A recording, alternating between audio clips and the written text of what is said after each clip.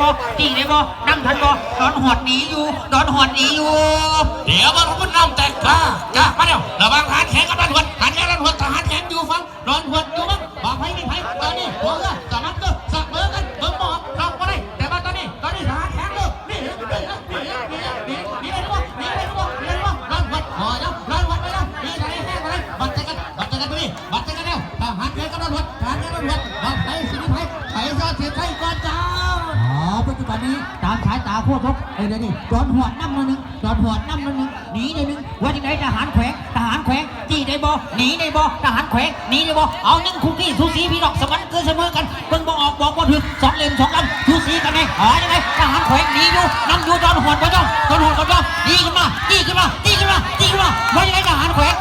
งหนีบ่ดอนหอดหนีได้มึงทหารแขวงสีหนีไปซอยหนีใครไปได้บ่ทหารแขวงเอาให้ดีหัวเรือสามัคคีเสมอกันดอนหอดมาแล้วดอนหอดหนี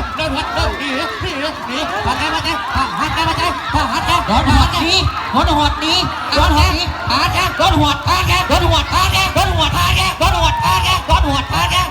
เพื่อเข้าเส้นชัยเป็นทีเฮียพอ